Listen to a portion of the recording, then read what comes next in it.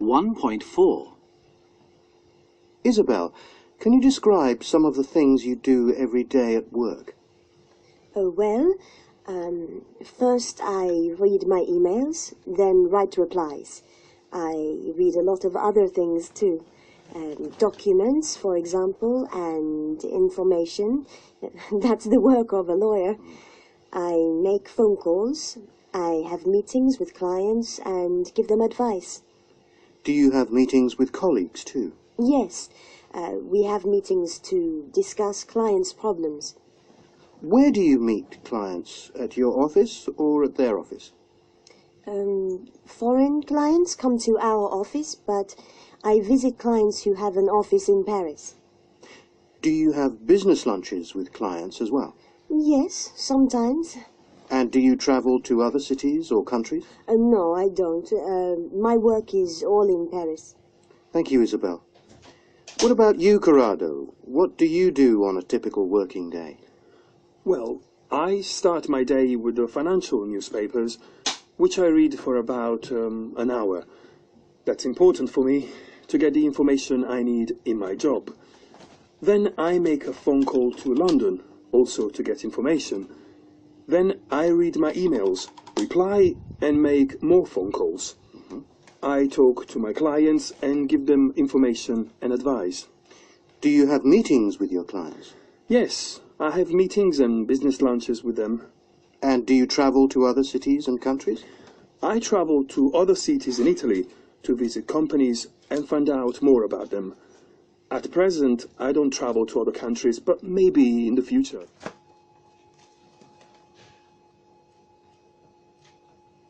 (2.2) In the evenings, I never watch TV.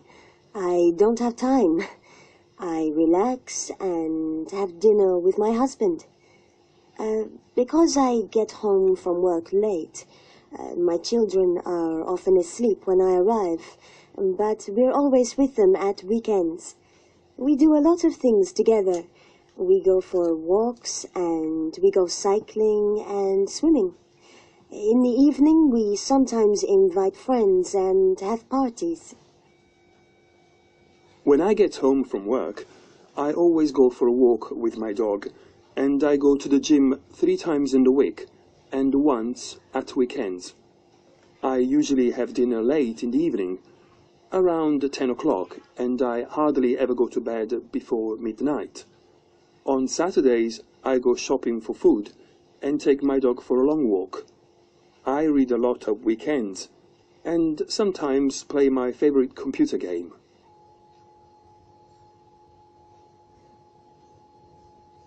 Unit 3. 3.1. Sarah, the Willis building is very different from a typical office building, and a lot of people come to see it. Can you tell us something about it? Yes, of course. Well, first, the architect was Norman Foster, so people are very interested in its design. It was a very modern building for its time, and even today, 30 years later, it still looks very modern with its all-glass exterior. Yes, it's got a very unusual interior as well, especially the colours. You mean the yellow and green? Yes. Yeah, I agree, they are unusual. For Foster, the yellow is the sun, and the green is nature. Yellow is warm, green is calm. Yes, and it's very light inside. That's because it has a glass roof. From the ground floor, you can look up and see the sky. That's something you always find in Foster's buildings. A lot of natural light and big open spaces. I see there are open-plan offices on 3 floors. Are there any private offices? No, there aren't. But there are some quiet areas where people can go, and there are meeting rooms where you can close the door. Some people don't like working in open-plan offices, but there aren't any big problems. How many people work here? There are 1,000 employees. And do you enjoy working in this building? Yes, very much. There's a big roof garden on the top of the building where we can relax at lunchtime in good weather. There's also a good restaurant next to the roof garden. Are there any other facilities for employees? Is there a car park, for example? Yes, there is, so parking isn't a problem. And until 1999, there was a big swimming pool on the ground floor. A swimming pool in an office building? Yes, again one of the architect's very original ideas. But there was a problem. There wasn't any space for new offices. So today, what was the swimming pool is now a large open-plan office. Well, thanks very much, Sarah. I can see now why a lot of people want to come and see this building. It is.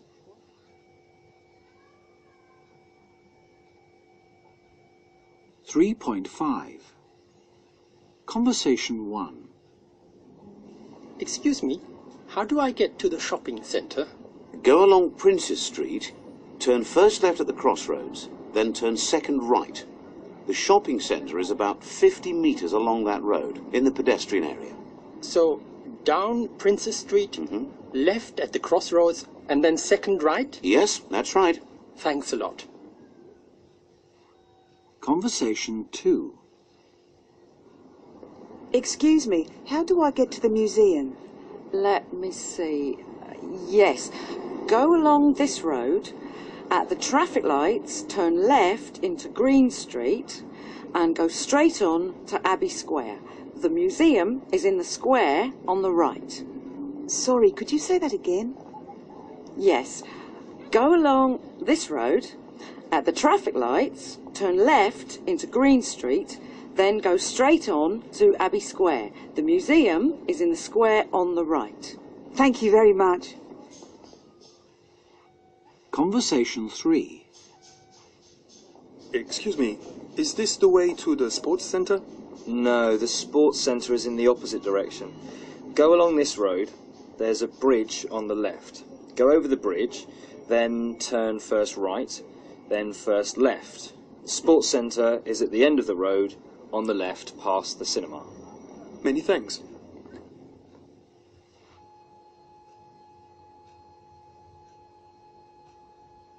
(4.2) First, Tony, why did you go to Australia? Well, at that time, Maureen and I wanted to make a long journey before we returned to live and work in London. So we decided to go to Australia and travel through Europe, the Middle East and Asia. Did you return to London after that long journey? No, we didn't. We decided we really liked travelling, so we travelled again and wrote another book.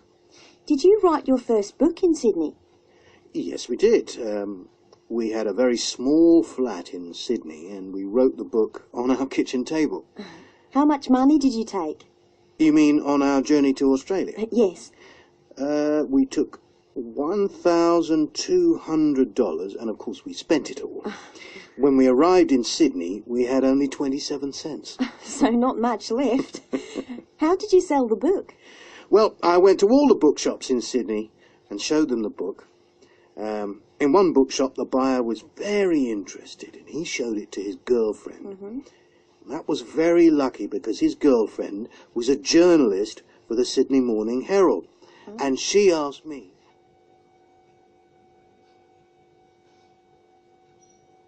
(4.4) Good morning, Sava Electronics. Good morning. Can I have extension 473, please? Yes, one moment, please. Hello? Is that Carla Mann? No, it's her PA. I'm sorry, but she's in a meeting. Can I take a message? Yes, please. Could you ask her to call me? My name's Ron Baska, and the number is 01-483-675-9982. Sorry, could you say that again? Yes, 01-483-675-9982. Thank you.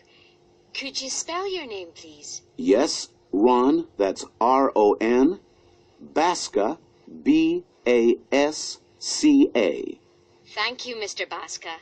I'll give her your message. Thanks a lot. Goodbye.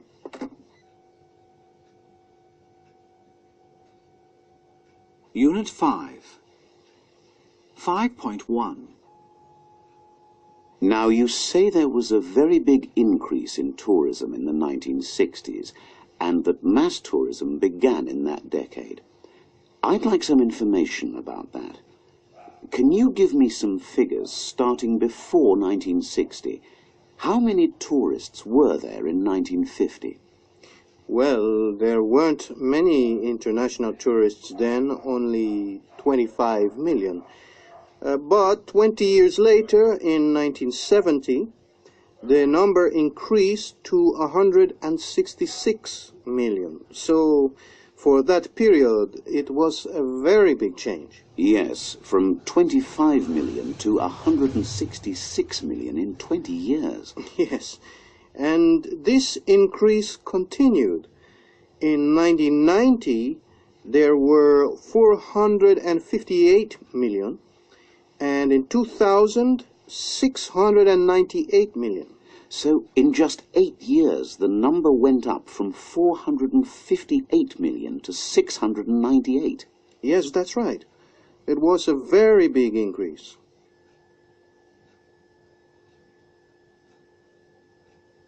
$5.2. So, with all these millions of tourists, how much money do countries earn from tourism? Countries earn a lot of money from tourism. The top earner is the United States. In 1999, the U.S. earned $74.4 billion. Next was Spain, which earned $32.9 billion. So, $32.9 billion for Spain. Yes, that's right. France and Italy come next. France earned $31.7 billion in 1999, and Italy 28.4. The United Kingdom and Germany are after France. Then China. Really? Does China earn much money from tourism? Today, yes. It didn't earn much money in the past, but now more people want to visit China. In 1999, China earned $14.1 billion from tourism, and we expect this figure to increase a lot more in the future. $14.1 billion for China. That is a surprise. Well, thank you for all that information. I can now understand why...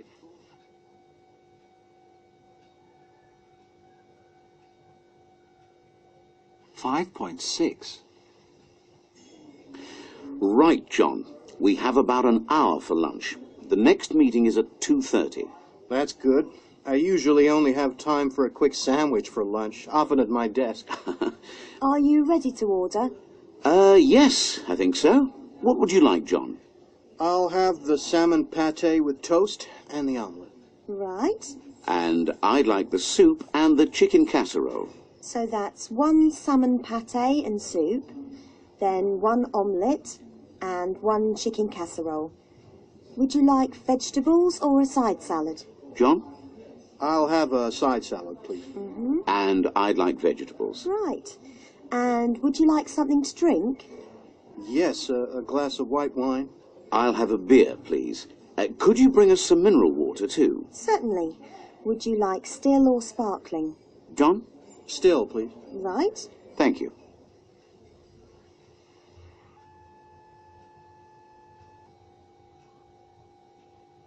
Unit 6. 6.1. Allison, you lived in Wellington for 2 years, then moved to Tokyo for another 2 years. Did you find them very different cities to live in?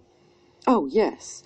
Wellington is a much smaller city with only 200,000 people, whereas Tokyo has more than 11 million. Tokyo's a more international and more important city, but of course living in Tokyo is more stressful. Yes, I can understand that. What did you like about each city? Well, in Wellington, I really liked the open spaces and the slower pace of life. I found Tokyo more interesting, but the traffic is terrible.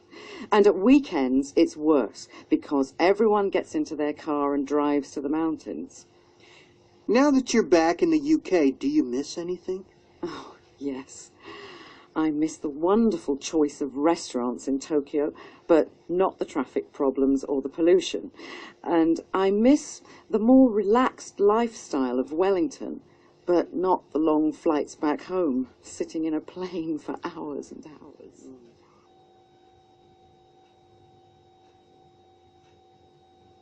– 6.2. Now, in your survey of prices around the world, you compare the cost of a short holiday in major cities. Which city is the most expensive for a tourist to visit? Well, it's useful to know first that the average cost of a short stay is $460. In London, the cost is $670, and that makes London the most expensive of all the cities in the survey. $670? Yes, that is expensive. Is that because hotels in London cost more than in a lot of other cities? That's one of the reasons. New York is cheaper than London. The cost there is $510. Paris is more expensive than New York, $550. So not a very big difference between them. Paris, $550, and New York, $510. That's right. Milan is cheaper. The cost there is $470. Which cities are the cheapest for a short stay? Well, prices in cities like Prague and Budapest are lower. In Budapest, for example, the cost is $400, and in Prague, just a little higher, $410. Prague, $410, and Budapest, $400. Yes. The lowest cost for a short stay is in Lisbon. And what's the cost there? $340. $340? Almost half the cost of a stay in London. That's right. There really are very big differences between major cities, because so many of the...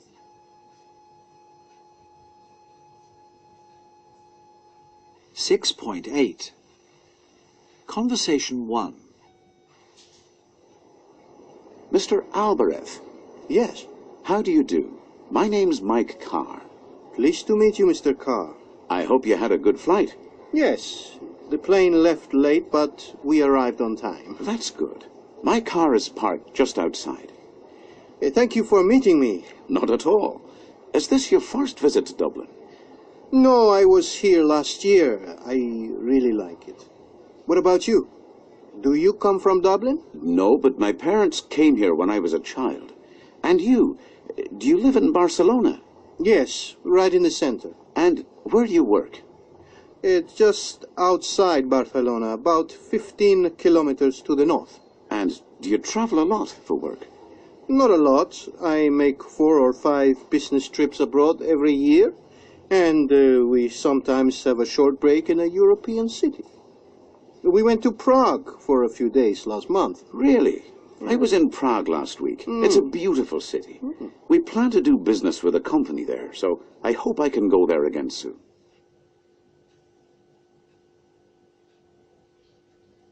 6.9. Conversation 2. Welcome to New York, Miss Pero. Did you have a good trip? Yes, it was fine, thanks. It's great to be here. Is it your first time in New York? Yes, it is. It's a very exciting city. It sure is. How long are you here for? Only 4 days. I leave on Friday. Oh, that's too bad. Do you travel abroad much? Yes, quite a lot. I was in London last week, and next week I go to Germany. Do you enjoy traveling? Yes, I find it interesting. But on a business trip, there isn't any time to see the places you want to see. No, that's true. Is everything at the hotel okay? Oh, yes, the hotel's great, thanks. Good. Now, let me introduce you to some of my colleagues. Unit 7. 7.1. Kazuko, you're Japanese, but you live in America. Can you tell us why? Yes, of course. I'm a freelance journalist, and I write about the USA, mainly about politics and business. I see. Do you write for newspapers or magazines? Yes, well, for both. I write articles for 2 newspapers and a business magazine. They're all Japanese, of course. And I also do work for TV companies, special reports for business programs, that sort of thing. Sounds very interesting. And what are you planning to do? 7.5.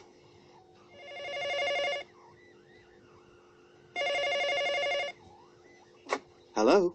Hello, is that Max Cromer? Yes, speaking. Max, it's Lara. Do you remember the visitors from China I told you about? Well, they're arriving next Monday. Can we arrange a meeting? Yes, of course. How long are they staying? For a week. Is Tuesday possible for you? No, I'm sorry, I'm busy on Tuesday. I'm visiting customers all day. What about Wednesday? No, that isn't possible. They're going to a trade fair on Wednesday. How about Thursday? Thursday afternoon's okay. Good. What time? 2:30 at your office? Yes, that's fine. So, 2:30 this Thursday at my office. Yes. Thanks, Max. See you on Thursday then.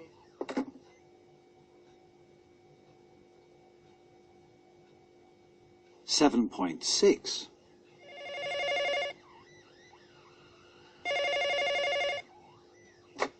Hello, Max Cromer. Hello, Max. It's Lara. I'm very sorry, but we've got a problem on Thursday. Can we change the date of our meeting? Yes, of course. When are you free?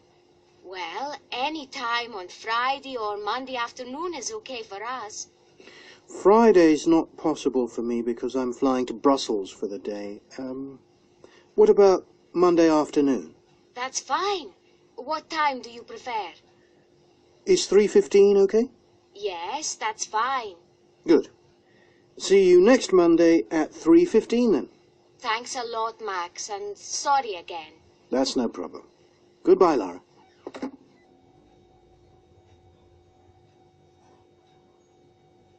Eight point 2. Professor Lucas, thank you for joining us in our first program about the world's most important languages. Can we talk about Chinese first? A lot of people today think Chinese will be the next world language. What do you think? Well, as we all know, China has the world's biggest population, 1.2 billion, and this number is increasing. But in my opinion, Chinese won't be the next world language. I think a lot more people will learn Chinese to do business with China, but millions of Chinese people are now learning English. In fact, there are more people learning English in China today than there are people living in America. Really? So the Chinese think English will be the world's future language? Yes, I think they do. Right. Let's talk about Spanish then. It's an important language today. In your opinion, will it continue to be important? Oh, yes, definitely. 300 million people speak Spanish as a first language, and I'm sure it'll always be important for people who do business with South America and Spain. It's important in the US too. 50% of the population of Los Angeles are Spanish speakers. And in the US, there are 300 Spanish TV channels and 200 Spanish newspapers. Really? So Spanish will continue to be important? Oh, I think so, yes, definitely. Could we talk about computers now? Many people say language learning won't be necessary in the future because computers will translate everything for us. What do you think? Maybe. I'm not sure. I think computer translations will get better, but I don't think computers will make translators unnecessary, because people understand language better than computers. So people will still need to learn English to communicate internationally? Oh, yes, I'm sure they will. Today, 1.5 billion people speak English. That's more than the population of China. And it's the international language of business, travel, science, technology and medicine. It's difficult to imagine Chinese in that role. And of course English is important because of the economic and political importance of the US. So, for all these reasons, I think English will continue to be the world's international language. Thank you, Professor Lucas. And with that prediction, we come to the end of today's programme. Next week...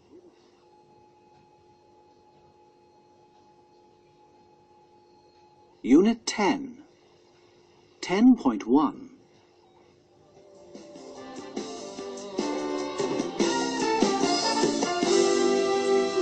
Good evening and welcome to this week's Company Focus, the programme in which we discover more about the companies that make some of the world's best-known products.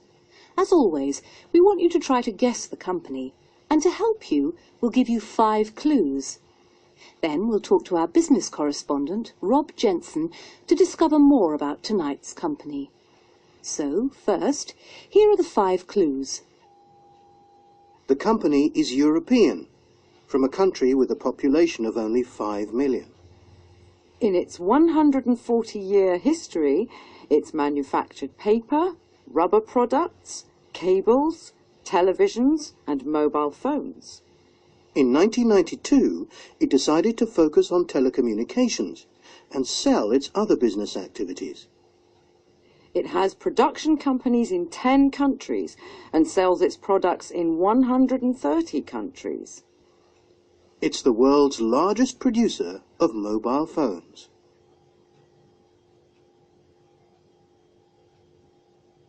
$10.2.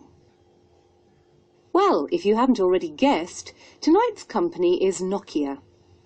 Rob, Nokia, a company from Finland, a country with only 5 million people, today the world's largest producer of mobile phones. How is it so successful? Well, the most important reason, I think, is producing the right product at the right time. There's been a big increase in the market for mobile phones recently, and Nokia's sales have gone up dramatically. For example, in 1998, Nokia sold 40 million mobile phones. In 1999, that number went up to 78 million. That's an amazing increase of 92% in just 1 year. Yes, that is amazing. And is Nokia working hard to keep its position at the top? Yes, and to do that, in the past few years, it's recruited people of 30 different nationalities at its research centre in Helsinki, and it's established research and development centres in 14 countries. To make sure its products are right for the local markets. Exactly.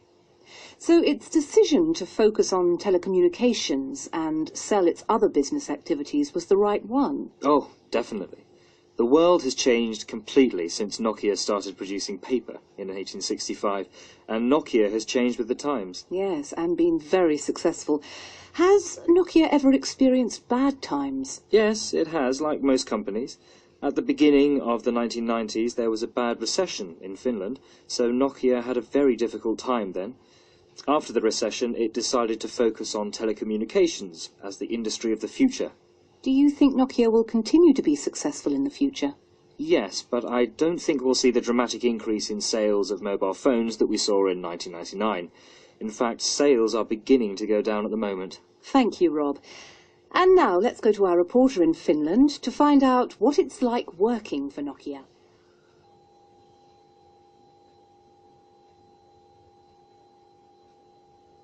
Unit 11.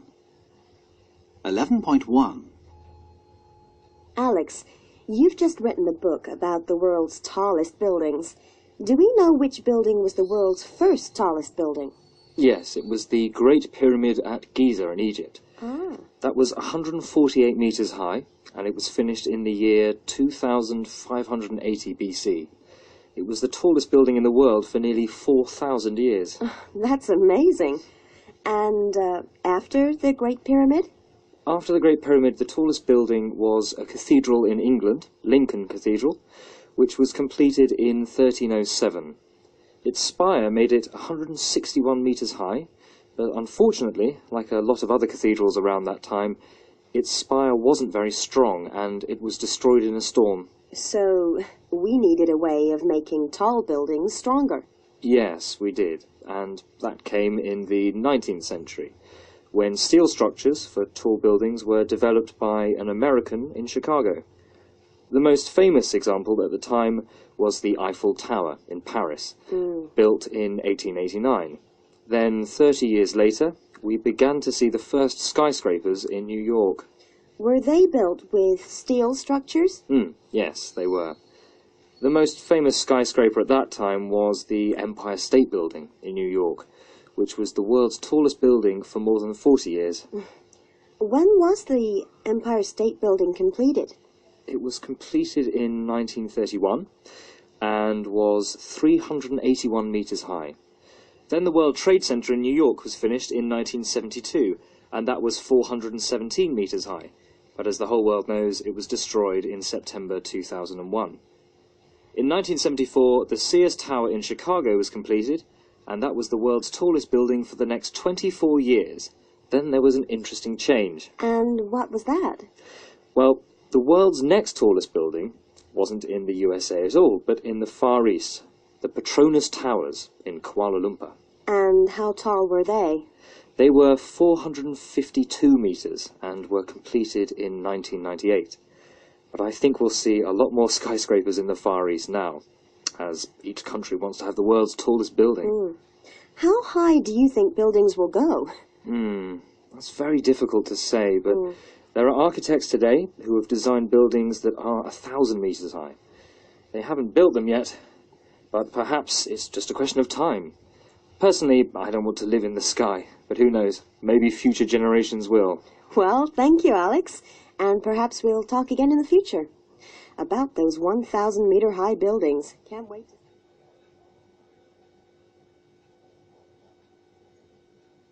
11.6.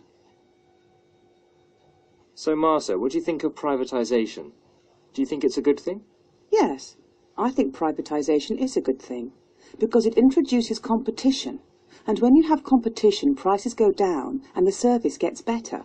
And everyone wants cheaper prices and better service. Do you agree with Martha, Ben? Well, I think privatisation is a good thing in some areas. For example, in the UK, public utilities, gas and electricity, the telephone, are cheaper now after privatisation, and that's a good thing. So I agree with Martha there. But I don't think privatisation of public transport is a good idea. Why not?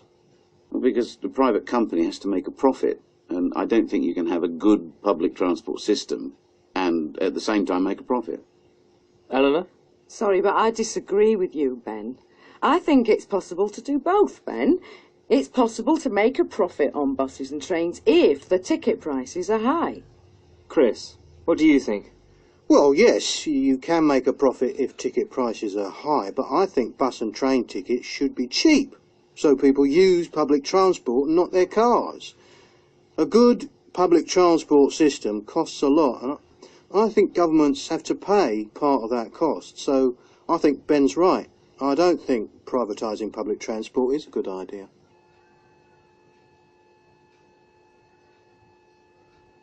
Unit 12. 12.1. Could I ask you about Boots' Advantage Card scheme first? Why was the Advantage Card introduced? It was introduced for two main reasons. First, to help us keep our customers, and second, to give us information about what products they buy. We can then use this information to sell them more products. Could you give an example of how you use the information? Yes. One way is to offer customers products which they don't buy but which we think will interest them at special introductory prices. Another way is when we see a customer buys, for example, baby products, but not Boots baby products. We offer them the Boots product at a special price and hope that the customer will like and then continue to buy the Boots products. How do you tell your customers about the special offers? Usually through the Advantage points in the store. Customers can see special offers on the Advantage point screens. We offer different products to different customers, depending on what they usually buy.